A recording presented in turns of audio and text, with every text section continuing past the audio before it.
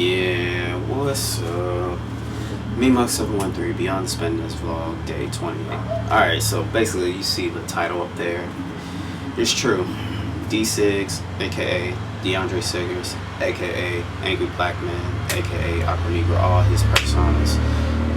He's locked up at the current moment, and I'm just trying to figure everything out. Like, it's really stressful. I'm trying to figure out how to bail him out. Then I gotta figure out where the hell his car is. But man, this is so stressful. But let me focus on this video and tell you guys the story, because I really think y'all need to hear this. So today, as of the 28th of August, right? NFL Madden 2013 came out for the system. So we decided to go to the midnight release of it at GameStop. In the past, we did other midnight releases such as Skyrim and Call of Duty, Modern Warfare 3, and a few other games or whatever that came out during midnight release at GameStops. So we go there, right?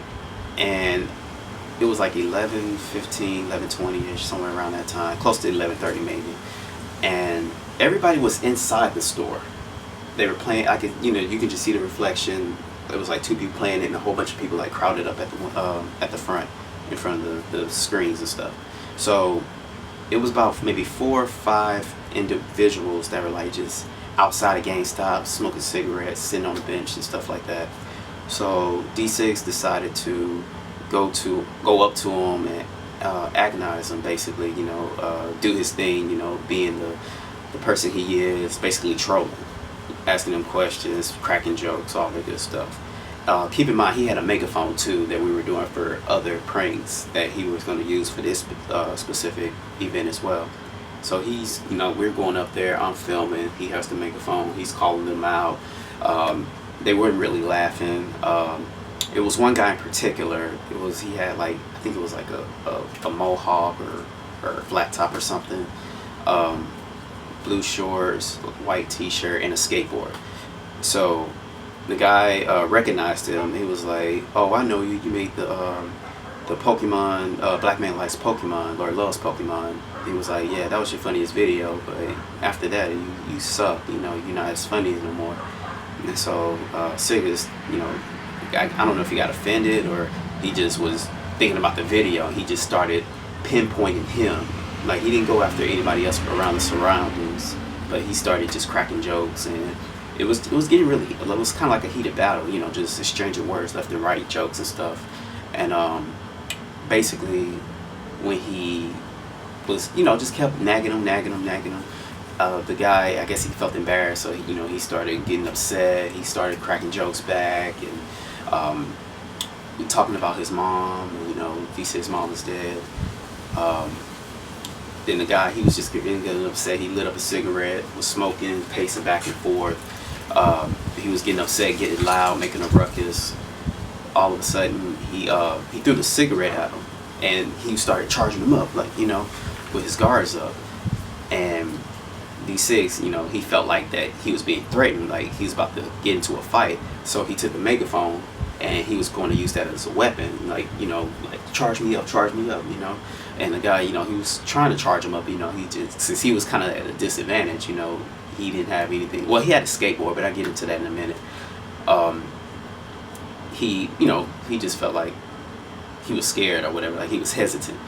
And so also the guy had a brother that was there, and he was about to jump in too. Now, let me tell you about this part.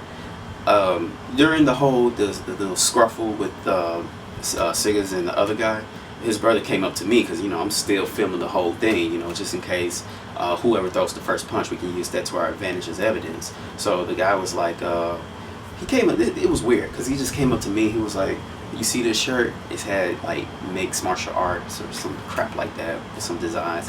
It was like, "I'm an MMA fighter, and I don't want your boy to get hurt, but he better leave my brother alone, or I'm just gonna have to hurt him or do something." And in the back of my mind, I'm like, "Nigga, I'm a Power Ranger. I would hip hop keto your ass. All I need is my morph. I don't even need the morpher. I couldn't.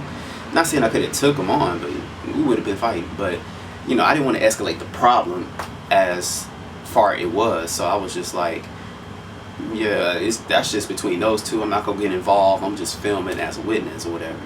And then I just stepped away from him, just in case. So they were still, you know, just scuffling around. I'm still recording.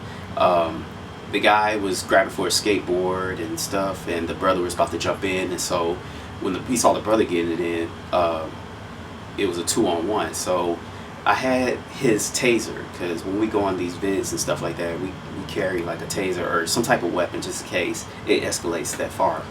And so he was like, Mima, give me the taser, give me the taser. So I handed him the taser. When I handed it to him, he made that little sound, you know, when it sparks up or whatever. And so when he did that, that's when everybody was looking. Like, everybody that was playing Madden was looking through the window, seeing what was going on. And you know, it was just people around surroundings. Like, I think it was like Starbucks across the street and all this good stuff. And he was just really making a scene. And the guy kind of, you know, he had a skateboard. He tried to throw it at him, or attempted to pretend like he was going to throw it at us, but he didn't. And like I said, him and his brother was going to charge him up, but you know, he had that taser just sparking. It just like Pikachu firepower or whatever, thunder shock or whatever. And eventually they backed down. You know, they were calling him names and be like, I bet you didn't have that taser, you know, we would have put you up or whatever. And so after that, me and him, we go back to the car. I'm like, yo, let's get out of here. We need to get out before they try to call the cops on us. So Dcigs, being the person he is, he was like, nah, let's go. I'm gonna go back around. I'm gonna talk more crap about him. So he went around the GameStop from the passenger side. I'm sorry, from the driver's side. You know, this store, he was right here. So, you know, he had the megaphone and he was just talking more trash. I think the guy tried throwing something at the car and missed, and you know, he kind of ducked down, but he missed or whatever. And then, you know, we drove off and he was like, nah, let me get on one more time. And it is a wasp on this thing. Oh man, no. Sorry. Alright, sorry about that. It was a wasp and I didn't want to get stinged or anyway. So back to the story. So yeah, like I was saying, well, he circled around once, you know, he was calling them names. The guy threw something. When he threw something, he took off and he was like, nah, we're gonna get him one more time. I want you to get a little bit more footage. Just get them just the video or B footage or whatever. So he went around this time, you know, with the passenger side, like me out the window filming, and he's still calling them names. Like, I tried to tell the dude, no, we need to go home, but he wasn't listening to me. He was like, no, we're gonna do this. So when he did that, it was a cop like right behind us as I was filming, and it was just literally, this was us, this the cop. It was just following us the whole time, and I'm like, crap. He was like, just crap, the police behind us. I look back and I'm like, oh shoot, man, this is messed up. So he basically just kept driving slow. He didn't want to take off like he was trying to leave. We just tried to pretend like, oh, we didn't see the cops. So we just kept going. We went into the main street, went around. All of a sudden the cops started flashing his lights, so we had to pull over. After we pulled over, it was one cop car at first, keep that in mind. So I think it was 2 officers came up to him, told him to get out the car, and if he had any weapons, you know, he had to check his car and stuff like that. And I sat in the car for about 2 minutes. Then four more cars came up, and they was asking me questions, told me to step out the car. They were patting me down, and asking me the questions like what was going on, what was my part of the whole altercation and stuff. And basically they put me and him in 2 different cop cars. I was over here, he was over there.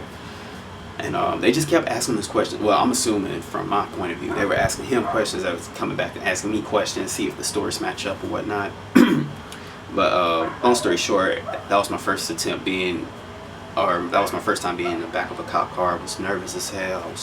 I had my phone on me. I was like trying to like quietly text people and stuff. Like, I was like in fear, dude. Like, I was like really scared. I've never been arrested or been in the back of a cop car or anything. Just with the police, period. I don't like police. I know, me being black. But anyway, after that, he was still in the back of the cop car, and it took off, and I was still there, and I'm like, oh man, he's going to jail, and I'm still here. I'm going right behind him and stuff. They was basically checking his car. They confiscated the camera with the footage and stuff, and a couple of other things like his wallet, his keys, and they towed his car. And the cop came to me. He was like, okay, we're gonna let you go, but you need to call somebody to come pick you up, blah blah blah, whatever. And I was asking them, could I just take his car? And he was like, no, because he was off the, he was behind the wheel or something like that. It was BS in my opinion. I know I could have took that car home, but they just didn't let me. They just wanted to tow it and get money for the city of Houston and crap. But basically, after that, he was yelling out the window. Now this is what surprised me. He was like, me mug, call Cephas, tell him to get in contact with George, post to my Facebook, and tell him I was charged with terroristic threat and stuff like that. And I'm in the back of my mind like, really? You should be telling me on finding a way to bail you out. And you're talking about terroristic threat? And that was his charge, by the way. But yeah, man, and they took him off. Right now I'm just trying to like figure out a way how to bail him out. I just had to do this video. Man, I haven't slept in over 24 hours. I got home like 2 o'clock in the morning, couldn't go to sleep because I'm just trying to do my research and stuff like that, and just trying to figure out this whole situation. So hopefully we'll find a way to bail him out, show him some love on his pages, whether it's Facebook, Twitter, YouTube, whatever, free Dcigs or whatnot. And yeah, man, it's crazy, terroristic threat. And I think it was in self-defense, because he didn't know it was going to escalate. He didn't know what that guy was capable of or what he was carrying. I mean, it's just BS. But hopefully the case gets dismissed and we go back to the old ways or whatever. But that was just a scary moment. Scary moment. Shoot. Alright, so that's basically it. Free Dcigs.